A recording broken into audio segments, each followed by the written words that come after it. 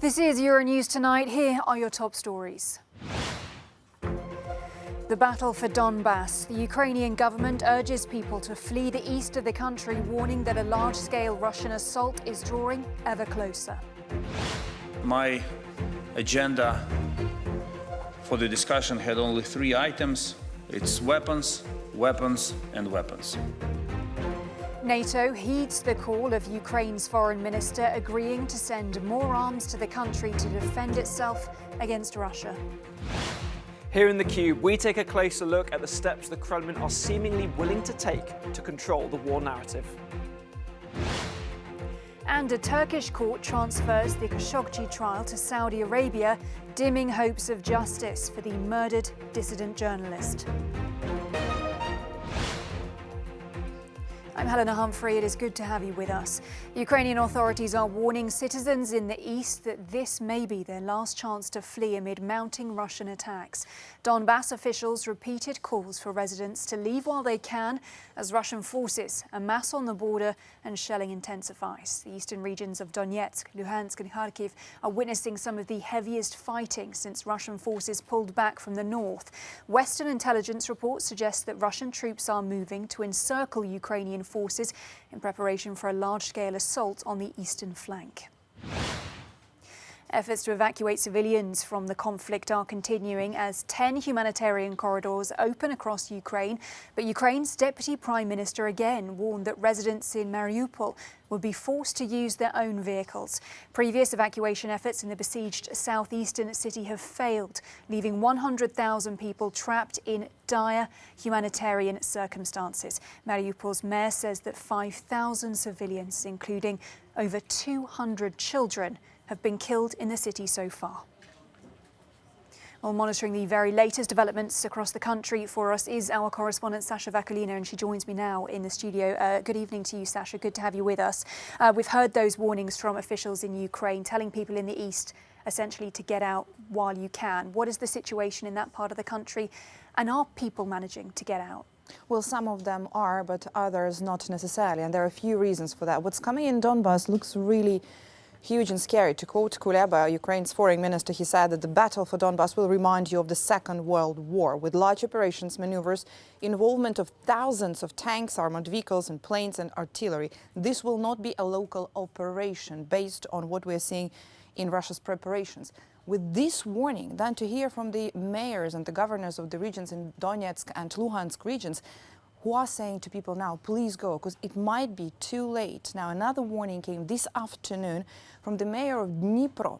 Remind you, Dnipro is the region and the city, around 1 million people city in central Ukraine. And he recommended, he said this is not mandatory evacuation yet, but he strongly recommends women and children and elderly to leave Dnipro now. So this gives you the understanding of how big it will be. Now, some people are not, mostly people are not evacuating because of fear. They're just scared. They read the stories how people were used as a human shield in some cases.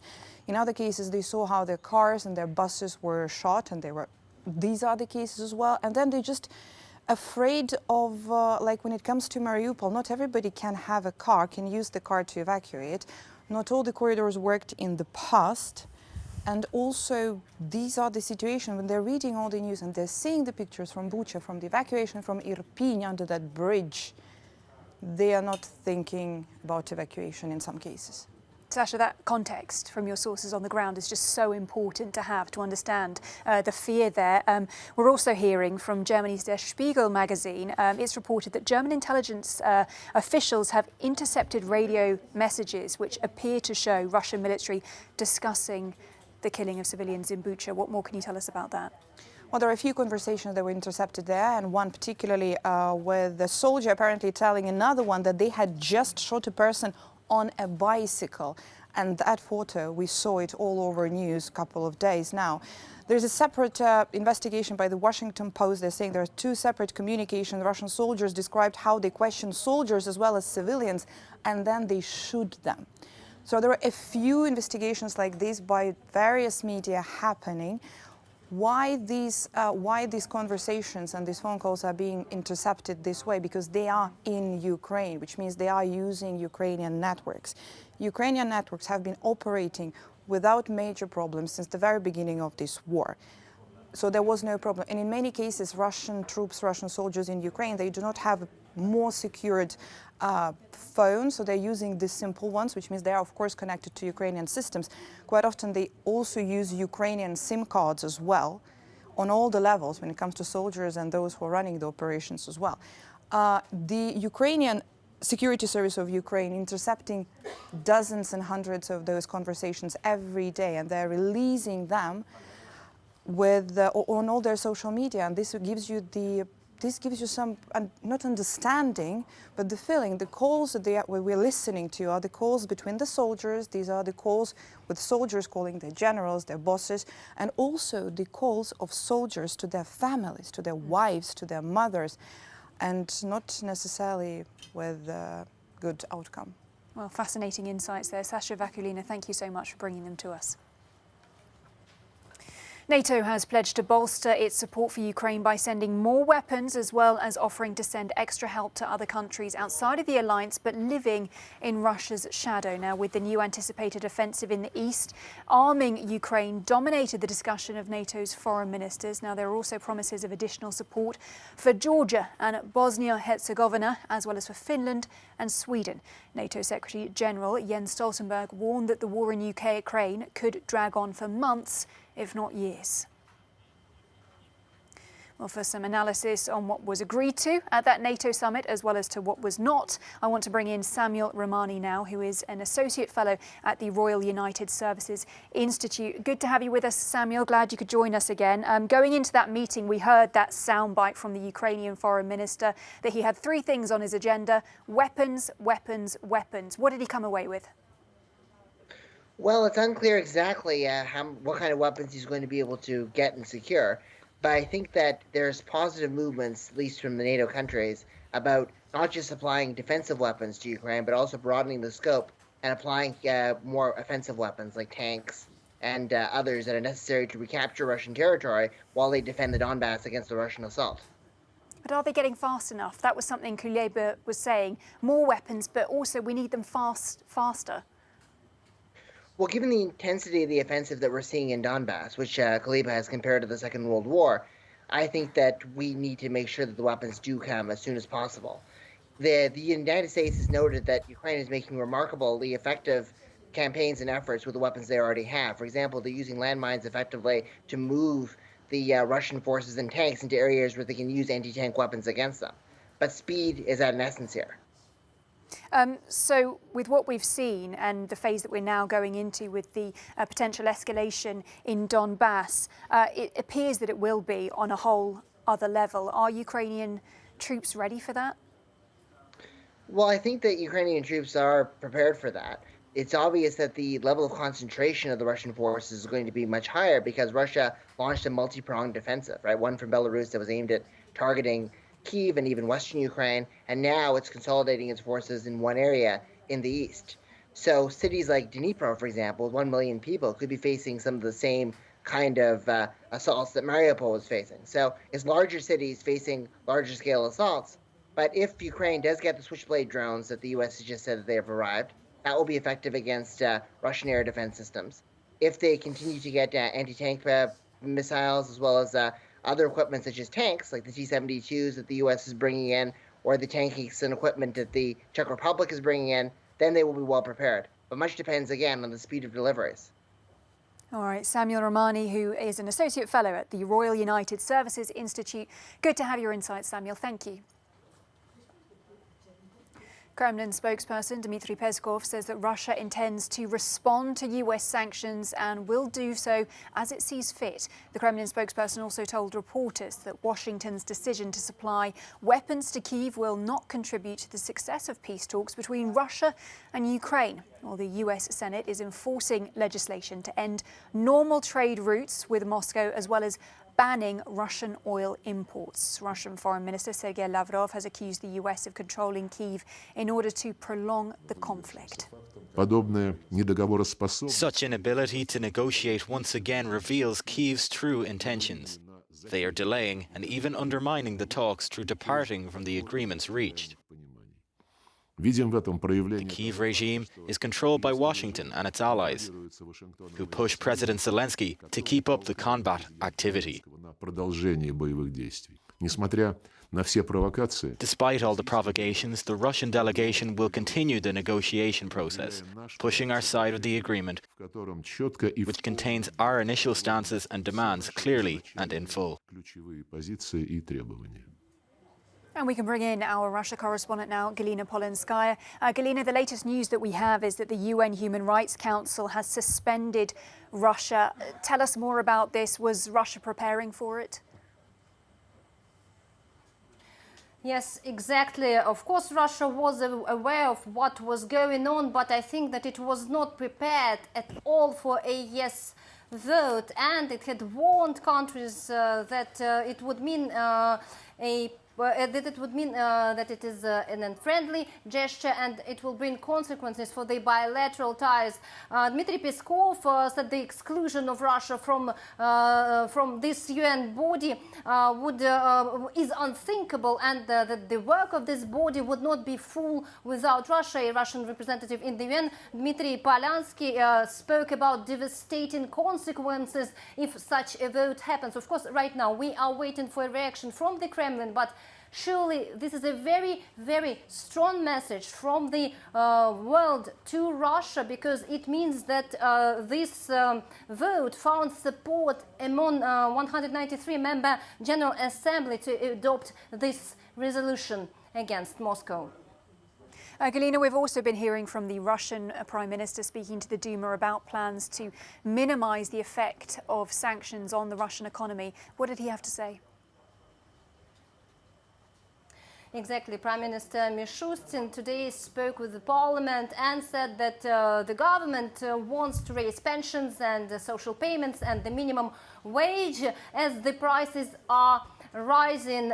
He also spoke about the sanctions, because that's the answer to the sanctions, and said that the Western countries have robbed Russia and that they froze the foreign assets, and that it was a robbery, according to Mishustin, and that the goal was to create panic, to throw Russia back into decades and to make its people poorer and poorer. And he said that the government understands what is going on, understands the situation, and does not want to underestimate it, but surely knows what to do.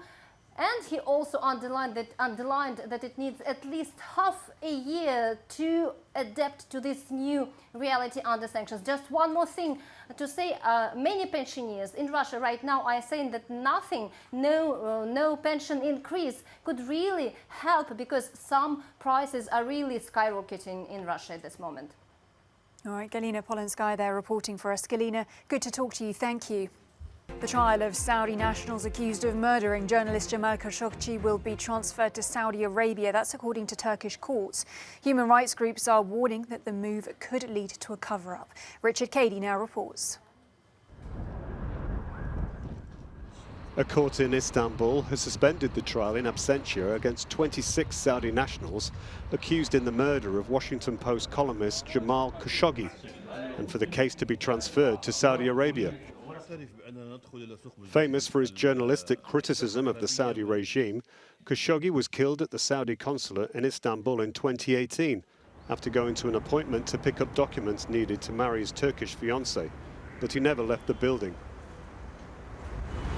The decision comes despite warnings from human rights groups that turning the case over to the kingdom would lead to a cover-up of the killing, following US intelligence which cast suspicion on the Saudi Crown Prince Mohammed bin Salman. It also comes as Turkey, which is in the throes of an economic downturn, has been trying to repair its troubled relationship with Saudi Arabia. Richard Cady, Euronews. After a rare meeting in Brussels, the leaders of Armenia and Azerbaijan announced their countries are preparing for peace talks after a flare-up of fighting in Nagorno-Karabakh last month. 3 Armenian separatist troops were killed after Azerbaijani forces captured a village in March.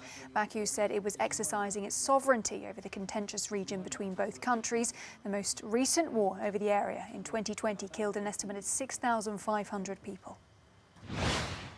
The block on a vote of no confidence against Pakistan's Prime Minister Imran Khan was unconstitutional. That's according to the country's Supreme Court. On Sunday, the Deputy Parliamentary Speaker Qasim Suri cancelled a no confidence vote that was set to remove Khan from power. The Prime Minister then called on the country's president to dissolve Parliament. German lawmakers have rejected a bill requiring people over the age of 60 to be vaccinated against COVID.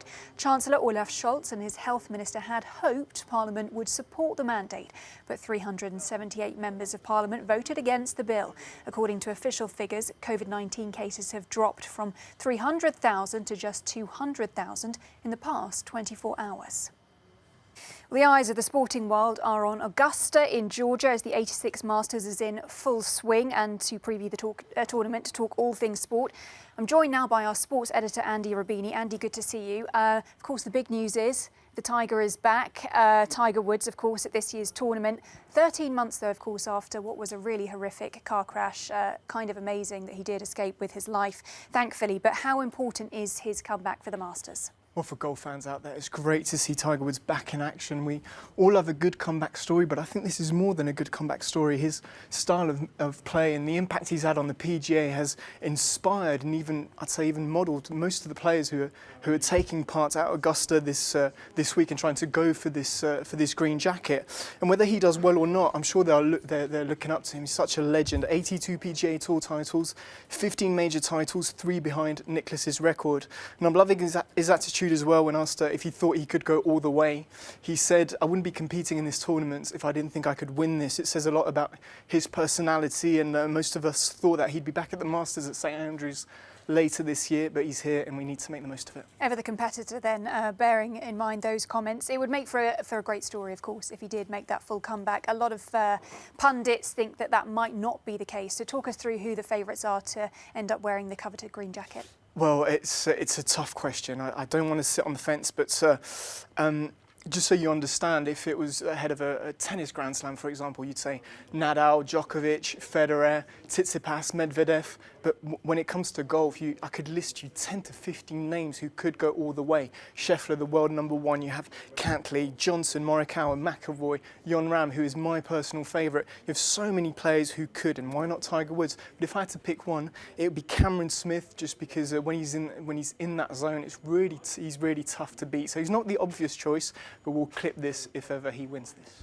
Of course, we've had also the first legs of the Champions League quarter-final this week. So how are things looking ahead of the return fixtures next week? Not too good for Chelsea after their 3-1 loss to Real Madrid. I didn't think they were that bad. I thought they were good in the second half, but in the first half made too many mistakes up against an experienced Real Madrid side and such a good manager, Carlo Ancelotti, who made all of the right moves, and obviously a Karim Benzema who is on fire at the moment. He has all of the attributes that a striker is looking for, and 2 hat-tricks in 2 Champions League games in a row. I think this has Ballon d'Or written all over it, but I'm pretty sure we'll speak about this later on when the Ballon d'Or is announced. Elsewhere, I thought Bayern Munich were pretty lucky to just lose 1-0 to Villarreal. Manchester City controlled Atletico Madrid. 1-0 final score there. And Liverpool thumped Benfica with Jurgen Klopp resting his key players in the 60th minute.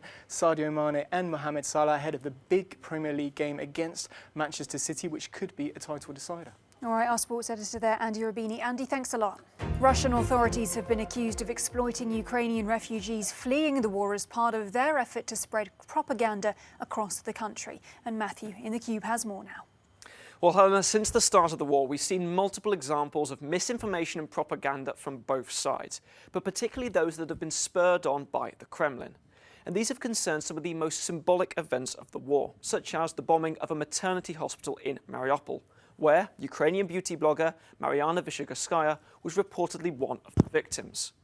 Now, Russian embassies and ambassadors had falsely claimed that Mariana was instead a so-called crisis actor, supposedly hired to play the role of a victim. And now new videos have emerged, further adding fuel to the misinformation fire. In one of these videos, Mariana can now be heard saying that actually there was no apparent airstrike on this hospital. It's not clear why or under what conditions she was being interviewed. But it is important to say that this new video has cast further doubt on the story and spread more misinformation. And this isn't the first supposed witness testimony that has been shared by Moscow since the start of the war. Just last week, the independent news outlet Mediazona analysed another supposed video where a Ukrainian refugee woman can be heard saying that Ukrainian nationalists have committed war crimes. Mediazona's analysis found that this video had actually been manufactured by Russian intelligence and specifically targeted at a Russian audience. And this then raises concerns about the safety of Ukrainian refugees when they are forced to turn to Russia out of desperation. Here in theCUBE, we spoke to Maxim Letavrin from Mediazona about these kind of refugee crises. These people are sent to so-called filtration camps, where they are checked for any links with Ukraine's military or Azov nationalists. Their phones are examined, all their data is uploaded and checked. This is the first stage. The second stage is the additional interrogations, which take place after they cross the Russian border. Exactly when and where these witness videos are filmed on that timeline, we can only guess. So the picture here is one of manipulation. We know that Russia has restricted media outlets, both domestic and foreign, while state broadcasters are continuing to peddle out the Kremlin narrative. And these latest videos, Helena, they raise further concerns about the lengths that Moscow is prepared to go to control the narrative as well. All right, an important insight to get there. Matthew, thank you so much.